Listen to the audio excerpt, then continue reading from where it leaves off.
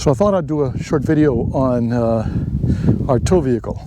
We have a Jeep Cherokee. Now my father has a Grand Cherokee, but the key is if you want a flat tow, you need the Trailhawk edition. I'm Steve. I'm Nancy, and together with Mars the Blind Sheltie and Phoebe, the warrior princess, we are living our dream. Our goal, to travel the U.S. and Canada while spreading the messages taught to us by our pets of keep smiling, be kind, and be happy. Join us on our travels by subscribing to our channel as we continue our great adventure.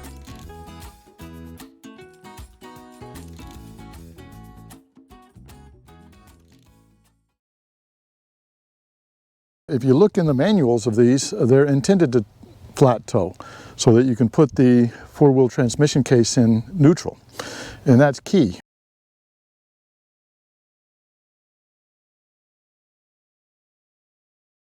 We originally had a Mini Cooper that was all standard when we bought the coach. Now, some people say we could have towed that by simply putting it in neutral and towing it, but the manufacturer didn't necessarily recommend it. So we didn't want to do it. Plus we wanted something to be able to go off-road. So we bought a Jeep Wrangler. The Jeep Wrangler did allow you to flat tow, but it had a manual transmission case and it was very difficult to put in. But the real reason we traded in the Wrangler for the Cherokee was the space. Being able to put the dogs in and out, and you know, we don't necessarily want to go rock climbing, but we do want to go down dirt roads in the backcountries of some national parks. So the Cherokee fits our bill. We're not big enough. We have a gas coach, so we can't tow the Grand Cherokee, so that's why we settled on the Cherokee. So let's go through the routines of setting up first the Blue Ox towing, then what we do have to connect, and then we'll show you what we do inside the Cherokee to put it in neutral. Now I have my bag and I store everything I need. Let's take the cover off the Blue Ox because I do want to protect it.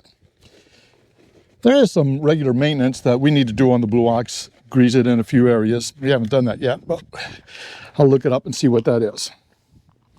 Now, key to this is doing it all in the right order. The one thing that you want to remember is you don't put the Jeep in neutral until you're connected. Same thing when you're disconnecting. You make sure you take the Jeep out of neutral before you disconnect, because when it's in neutral, it can roll if you're on any kind of a slope. So first thing we need to do is connect. Now we've got these pins that fit into the Jeep, and that's what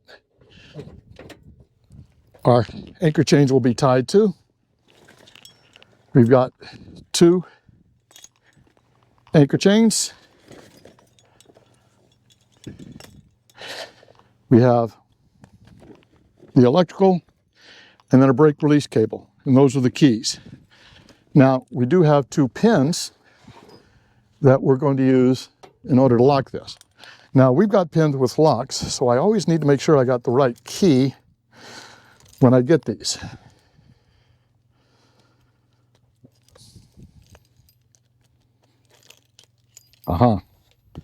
And I was lucky enough to have the right one this time. So I take the Blue Ox, spread it apart. Now on here you'll see there is an up. So you don't want the up pointing down, you want the up pointing up. This little lever can release it to allow you to extend it. So we're going to fight with it. There we go. And I always like the lock on the outside. So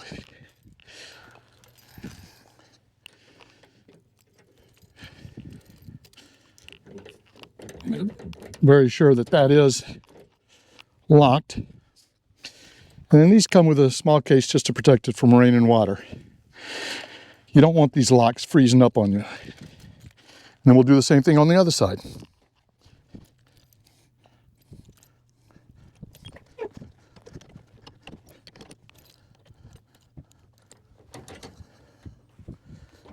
Okay, make sure that's secure. Now I'm going to put the safety chains on last because I want those under everything. So next thing, put the electrical. So my brake lights will work. It actually will supply power to my electric brake that we have, and then we're going to have to turn on inside. It's always important to make sure you get the right side up because you want the connection to be good. There's always a tab on top of these. Problem with this tab, it's difficult sometimes to see which. It's a very small tab. See what's top there. But the flap is supposed to fit over the tab. Next comes the brake release. So there's a pin here that if you pull, the brakes automatically come on. So in case the hitch fails and this comes disconnected, the brake should automatically turn on. And we'll put it here on the hitch. Now I'm ready for my safety cables. I like to cross them. So I pin this side on the left and this side on the right, and I make sure again that these are underneath my other cables. If these come loose, at least they'll be on top of the safety cables. And it's always good to check all of this when you go to a rest stop or something, fill up with gas. And that's it. So let's double check everything. We've got the hitch in locked. We've got my electrical in, my brake release cable. These are indeed clipped. So we're ready to go inside and put the Jeep in neutral.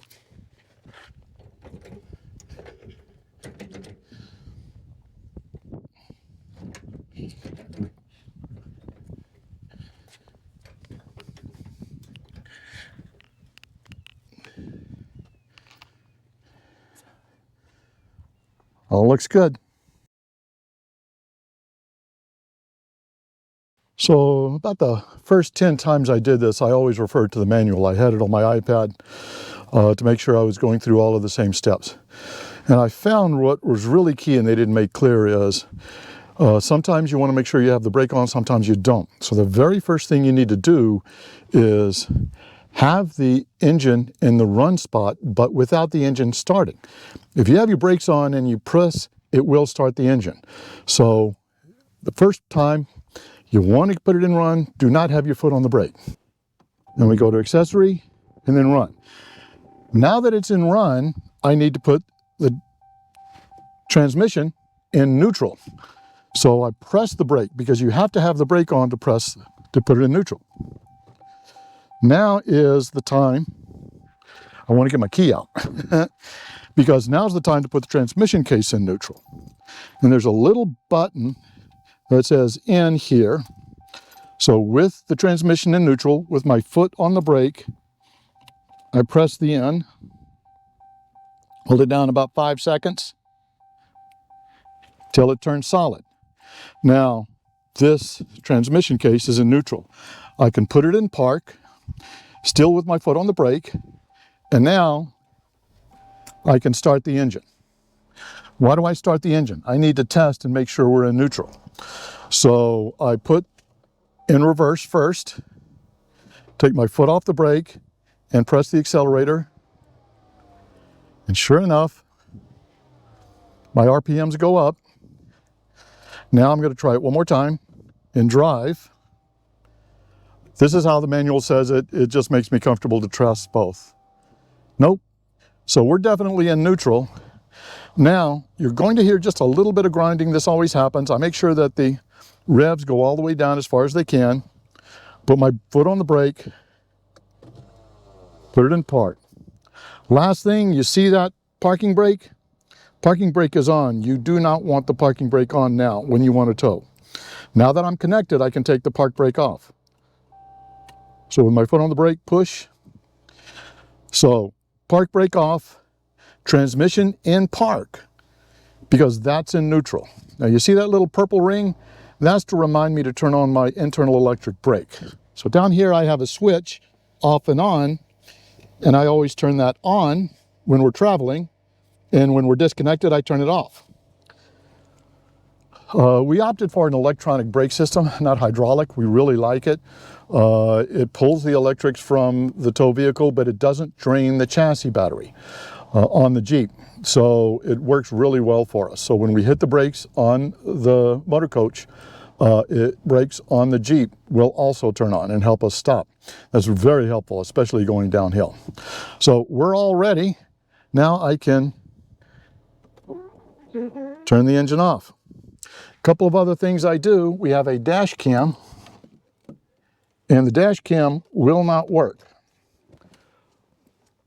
I'm going to make sure I turn off the AC, I turn off the radio, I turn off any other electronics that I don't want.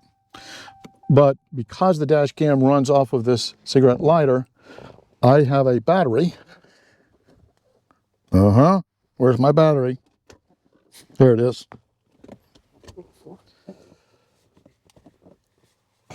Nice little battery. Yep, it's got a good charge. And I put the dash cam on the battery. We saw one time where someone had their dash cam on their tow vehicle and it actually caught a car swerving into the side of their coach. So it is helpful to have that dash cam going while you're towing down the road, just to catch those what ifs. So that's why we have the external battery for the dash cam. And that's it. It's really fairly simple once you get into it. You need to know when to press the brake, when not to press the brake, so that you're not starting the engine when you want to just put it in neutral. So you put the transmission in neutral, then you press the button to put the drive case in neutral, then you put it back and test, start the engine, put it back in park, start the engine, test reverse and drive, make sure it revs without going anywhere so that you know the transmission's not engaged. Turn it off, make sure the parking brake is off, make sure that your braking system, whichever it is, hydraulic or electronic, is engaged. And then I just make sure the dash cam is working as well. All within about 10 minutes, you can be hooked up and we're ready to go. Now we will do a test when we get the coach started, and we're going to make sure that the lights work, turn signals, brake lights, also make sure that we tow. And one last thing is we're going to tow it about 10 to 20 feet and make sure that the rear wheels are towing without the parking brake on.